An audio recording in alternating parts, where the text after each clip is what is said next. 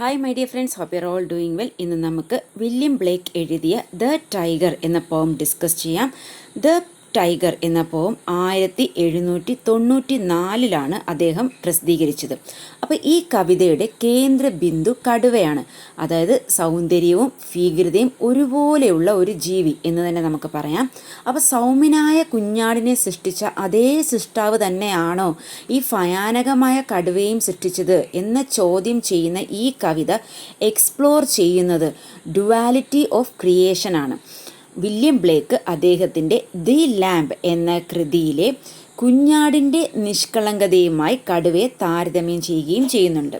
അപ്പോൾ കടുവയുടെ ക്രൂരതയെയും ശക്തിയെയും കുറിച്ചുള്ള കവിയുടെ വിസ്മയം ഈ കവിത എക്സ്പ്ലോർ ചെയ്യുന്നുണ്ട്. അത്തരമൊരു ഭയാനകമായ ജീവിയെ രൂപപ്പെടുത്തിയ സൃഷ്ടാവിൻ്റെ കഴിവിനെയും അദ്ദേഹം ചോദ്യം ചെയ്യുന്നുണ്ട് ഈ കവിതയിൽ. അപ്പോൾ ഇതിലോട്ട് കടക്കാം. The tiger by William Blake.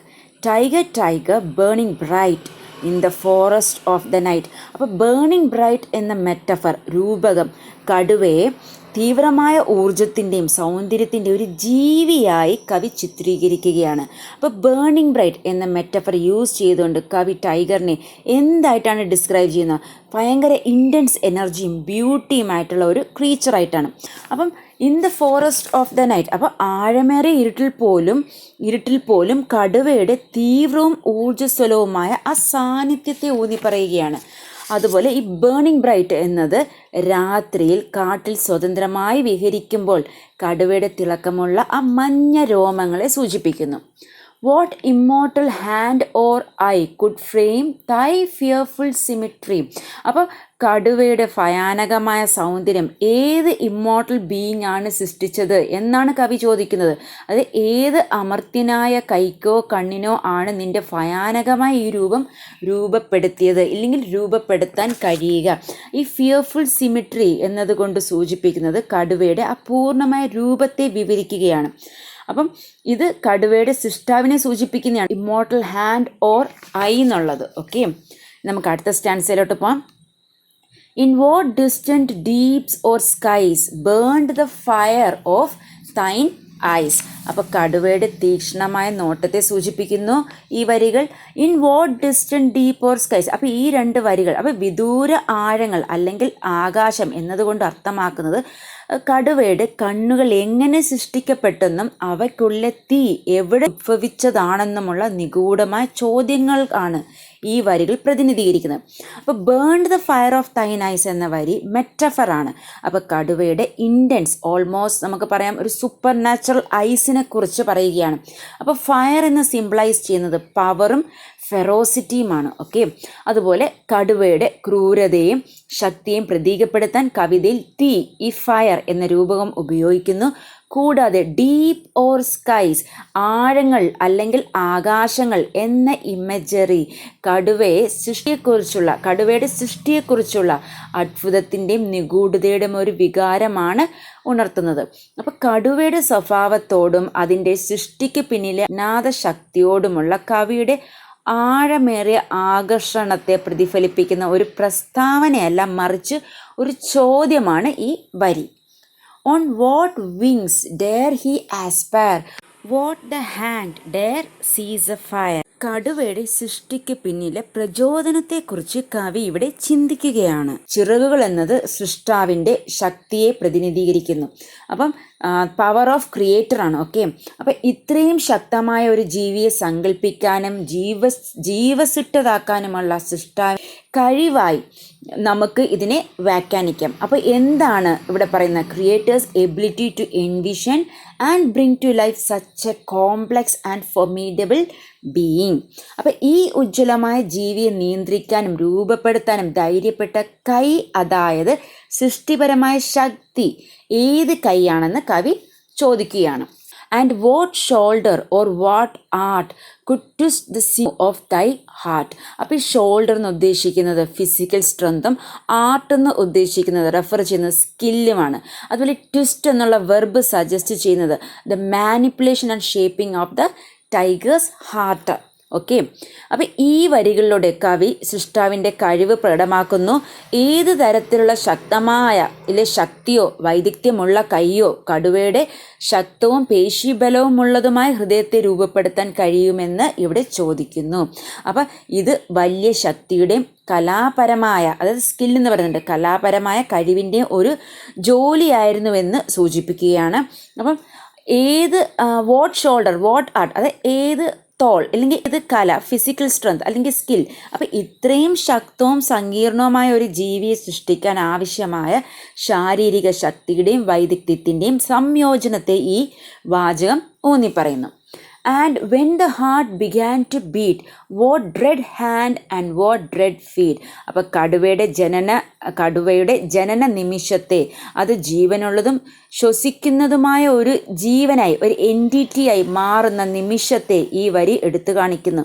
അപ്പോൾ ഭയാനകമായ കൈ, ഭയാനകമായ കാലുകൾ എന്നിവ കടുവയുടെ സൃഷ്ടാവിനെ പരാമർശിക്കുന്നു കവി ഇവിടെ. അതുപോലെ സൃഷ്ടാവിന് കടുവയുടെ അതേ ശക്തിയും ഒരു പക്ഷേ അതേ ഭയാനകമായ ഗുണങ്ങളും ഉണ്ടായിരിക്കും എന്നും കടുവയെ ശക്തവും ഭയാനകവുമായ ഒരു ജീവിയായി മാറ്റാൻ ആവശ്യമായ ശക്തിയും വൈദഗ്ധ്യത്തെയും കുറിച്ച് കവി ആശ്ചര്യപ്പെടുന്നതുമാണ് ഈ വരികൾ. What the hammer, what the chain, in what furnace was thy brain? What the anvil, what dread grasp, dare its deadly terrors clasp. അപ്പോൾ ഈ ഹാമർ എന്ന് പറയുന്നത് നമുക്കറിയാം ചുറ്റിക, അതുപോലെ ആൻവിൽ അതായത് ചുട്ടു പഴുപ്പിച്ച ഈ ലോഹം അടിക്കുന്നതിനുള്ള ഇരുമ്പ് കല്ലാണ് ഈ ആൻവിൽ. അപ്പം ഇത്രയും ശക്തവും വിസ്മയകരവുമായ ഒരു ജീവിയെ സൃഷ്ടിക്കാൻ, അതായത് കടുവയുടെ സൃഷ്ടാവ് എന്ത് ഉപകരണങ്ങളും സാങ്കേതിക വിദ്യകളുമാണ് ഉപയോഗിച്ചതെന്ന് കവി ആശ്ചര്യപ്പെടുകയാണ് ഈ വരികളിൽ.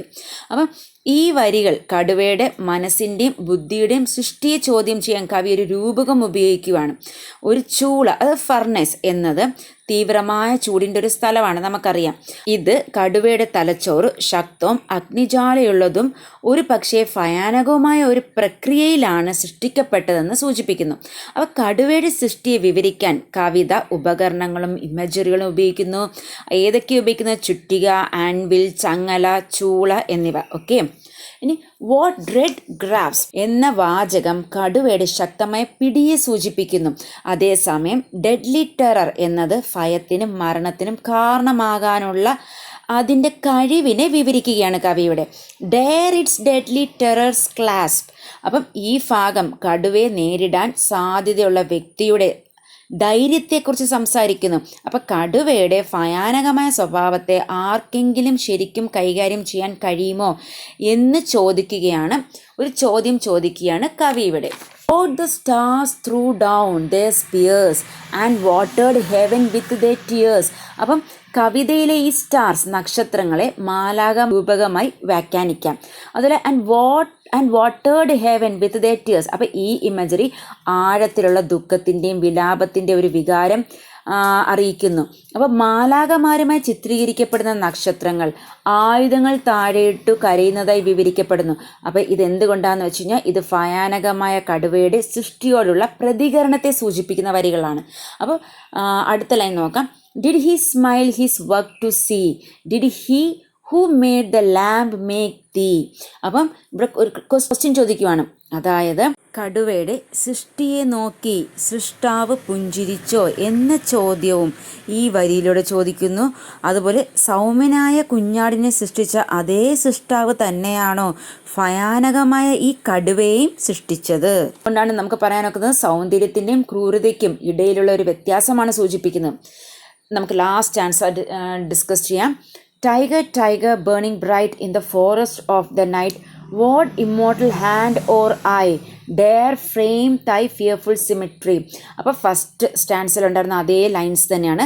അപ്പം ആഴമേറിയ ഇരുട്ടിൽ പോലും കടുവയുടെ തീവ്രവും ഊർജ്ജസ്വലവുമായ സാന്നിധ്യത്തെ ഊന്നി പറയുന്നു.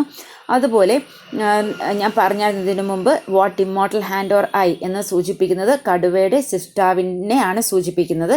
അതുപോലെ ഫിയർഫുൾ സിമെട്രി എന്ന് സൂചിപ്പിക്കുന്നത് കടുവയുടെ പൂർണ്ണ രൂപത്തെ വിവരിക്കുന്നതാണ്.